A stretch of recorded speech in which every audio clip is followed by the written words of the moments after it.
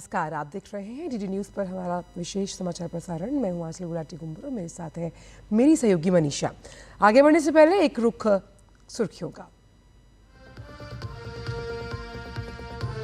भारत के खिलाफ ठोस सबूत न होने का सच स्वीकारने के बाद विदेश मंत्रालय का बयान, भारत कनाडा संबंधों के नुकसान की जिम्मेदारी केवल प्रधानमंत्री ट्रूडो की।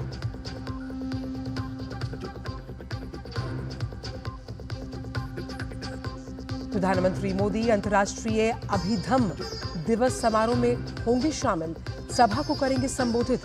पाली को शास्त्रीय भाषा का दर्जा प्रदान करने के समारोह में भी लेंगे भाग।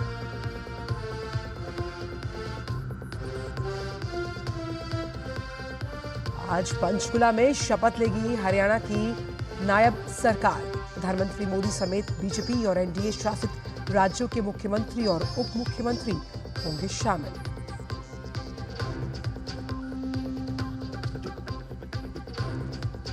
चंडीगढ़ में आज एनडीए की बड़ी बैठक, प्रधानमंत्री के मौजूदगी में शामिल होंगे 20 राज्यों के मुख्यमंत्री और उप मुख्यमंत्री।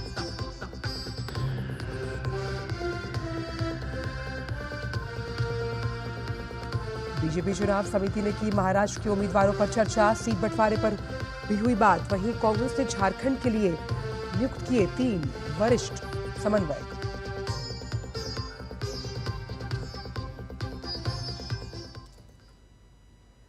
और खबरों की शुरुआत करते हैं कनाडा से, जहां के प्रधानमंत्री जस्टिन ट्रूडो की जांच आयोग के समक्ष गवाही पर विदेश मंत्रालय ने कहा कि हमने जो सुना वो लगातार हमारे रुख की पुष्टि करता है। हम लगातार ये कहते आ रहे हैं कि कनाडा ने भारत और भारतीय राजनयिकों के खिलाफ गंभीर आरोप लगाने के लिए कोई सबूत नहीं दिया। वहीं विदेश मंत्रालय ने कहा कि इस अभद्र व्यवहार से भारत कनाडा संबंधों का जो नुकसान हुआ उसकी जिम्मेदारी अकेले प्रधानमंत्री ट्रूडो की है। ट्रूडो ने स्वीकार किया कि पिछले साल खालिस्तानी अलगाववादी हरदीप सिंह निज्जर की हत्या में भारतीय सरकारी एजेंट्स की संलिप्तता का आरोप लगाते समय उनके पास केवल खुफिया जानकारी थी और कोई ठोस सबूत नहीं। भारत ने भारतीय एजेंट्स को कनाडा में आपराधिक गिरोहों के साथ जोड़ने के लिए कनाडियाई अधिकारियों के प्रयासों को दृढ़ता से खारिज किया था। साथ ही कहा था कि ओटावा का ये दावा कि उसने निज्जर मामले में नई दिल्ली के साथ सबूत साझा किए थे सच नहीं है। इसके अलावा नई दिल्ली ने ट्रूडो के पिछले आरोपों को भी खारिज कर दिया, जिसमें उन्होंने कहा था कि भारत उनके देश में कनाडियाई नागरिकों को निशाना बनाने वाले गुप्त अभियानों को अंजाम देने सहित अन्य गतिविधियों में शामिल था। भारत ने इससे पहले सोमवार को 6 कनाडाई राजनयिकों को निष्कासित कर दिया था और निज्जर की हत्या की जांच से दूत को जोड़ने के ओटावा के आरोपों को खारिज करने के बाद कनाडा से अपने उच्चायुक्त को भी वापस बुलाने की घोषणा की थी।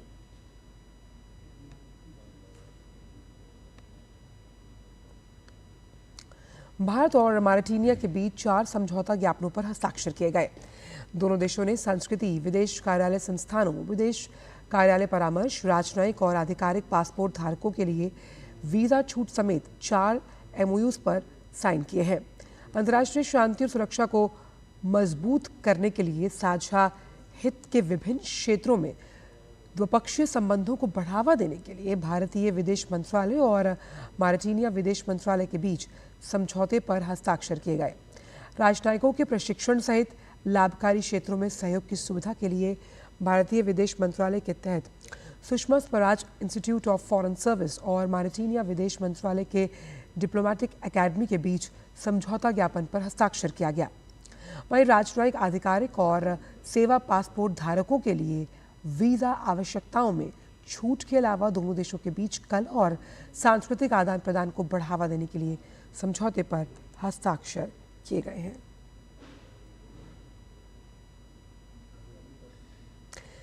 राष्ट्रपति द्रौपदी मुर्मू इस समय 7 दिवसीय अफ्रीकी दौरे पर हैं और इस दौरान राष्ट्रपति 3 अफ्रीकी देशों का दौरा करेंगे। इसी क्रम में राष्ट्रपति 19 अक्टूबर तक मलावी की राजकीय यात्रा पर रहेंगी। अपनी यात्रा के दौरान राष्ट्रपति CII द्वारा आयोजित व्यावसायिक कार्यक्रम में शामिल होने वाली हैं। साथ ही वो बिंगो अंतर्राष्ट्रीय सम्मेलन केंद्र में आयोजित सामुदायिक कार्यक्रम में भी हिस्सा लेंगी।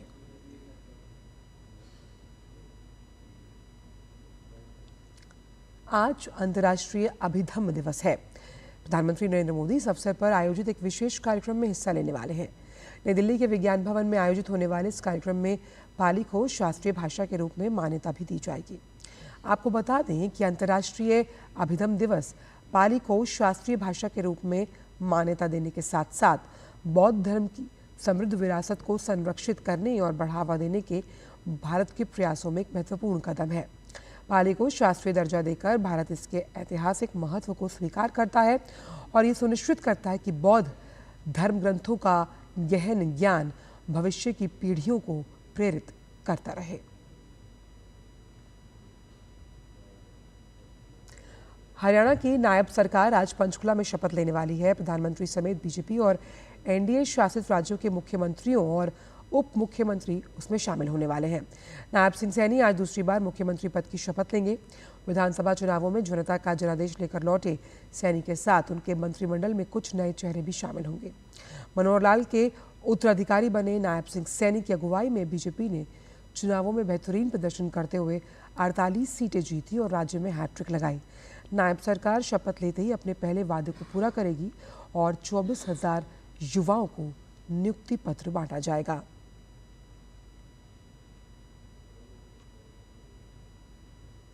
नायब सिंह सैनी के शपथ ग्रहण समारोह के बाद प्रधानमंत्री की अध्यक्षता में एनडीए के घटक दलों की बैठक चंडीगढ़ में होनी है। इसमें एनडीए शासित राज्यों के मुख्यमंत्री और उप मुख्यमंत्री भी शामिल होंगे। सैनी के शपथ ग्रहण समारोह में एनडीए के बाकी सभी नेताओं को भी बुलाया गया है।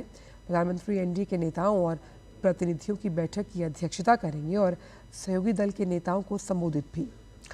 हरियाणा में लगातार तीसरी जीत हासिल करने के बाद और महाराष्ट्र झारखंड में विधानसभा चुनाव की घोषणा के बाद होने जा रही आज की एनडीए की बैठक काफ़ी महत्वपूर्ण है, क्योंकि दोनों राज्यों में बीजेपी सहयोगी दलों के साथ चुनावी मैदान में उतरेगी।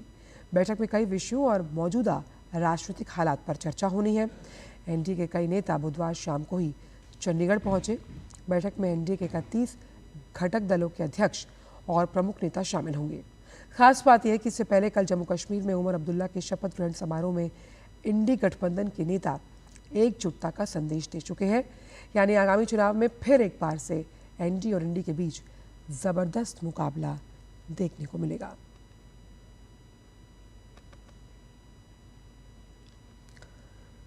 महाराष्ट्र विधानसभा चुनाव के लिए उम्मीदवारों के नाम को अंतिम रूप देने के लिए बीजेपी केंद्रीय चुनाव समिति की बैठक देर रात तक चली। इसमें प्रधानमंत्री के साथ अन्य सीईसी सदस्यों के अलावा महाराष्ट्र के प्रमुख नेता और उप मुख्यमंत्री देवेंद्र फडणवीस समेत बीजेपी के प्रदेश अध्यक्ष चंद्रशेखर बावनकुले मौजूद थे। क्योंकि महाराष्ट्र में महायुति की सरकार है, लिहाजा सीट बंटवारे को भी ध्यान में रखकर किया गया। जानकारी के मुताबिक चुनाव समिति ने उन सीटों पर विचार विमर्श किया जिन पर बीजेपी विधानसभा चुनाव लड़ने के लिए इच्छुक है। अब जल्दी बीजेपी महाराष्ट्र के लिए अपने उम्मीदवारों की पहली सूची जारी करेगी। महाराष्ट्र में बीजेपी शिवसेना शिंदे गुट, एनसीसी अजीत पवार गुट का गठबंधन है। जल्द ही इन दलों के बीच सीट बंटवारे का ऐलान होगा। बीजेपी राज्य की 160 सीटों के आसपास चुनाव लड़ सकती है। टिकट बंटवारे में सामाजिक समीकरणों का ध्यान रखा जाएगा। दिग्गज नेताओं के अलावा कुछ नए चेहरे भी मैदान में उतारे जा सकते हैं। महाराष्ट्र में एक चरण में 20 नवंबर को मतदान होना है और मतगणना 23 नवंबर को। वहीं झारखंड में होने वाले चुनाव को लेकर कांग्रेस की तैयारी भी तेज है। कांग्रेस ने झारखंड चुनाव के लिए बीके हरिप्रसाद, गौरव गोगोई और मोहन मरकाम को एआईसीसी के वरिष्ठ समन्वयक के रूप में नियुक्त किया। इससे पहले कांग्रेस ने 3 एआईसीसी वरिष्ठ पर्यवेक्षक तारिक अनवर, अधीर रंजन चौधरी, भट्टी विक्रमार्क मल्लू को नियुक्त किया था, जो वहां के नेताओं के साथ समन्वय बनाकर इंडिया गठबंधन की जीत की रणनीति तैयार करेंगे।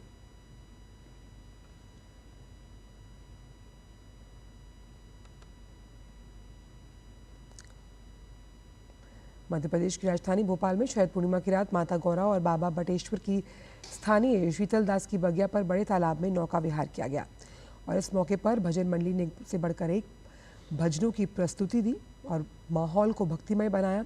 भोपाल के बड़वाले महादेव मंदिर समिति की ओर से बुधवार को नौका विहार चल समारोह निकाला गया। श्रद्धालुओं को प्रसाद के रूप में खीर का वितरण किया गया। मान्यता है कि शरद पूर्णिमा पर चंद्रमा की किरणों से अमृत की वर्षा होती है। लोग अपने घर की छत पर रात्रि में चंद्रमा की रोशनी में खीर रखते हैं। शरद पूर्णिमा के पावन अवसर पर प्रदेश भर में मंदिरों में विभिन्न धार्मिक अनुष्ठान किए गए।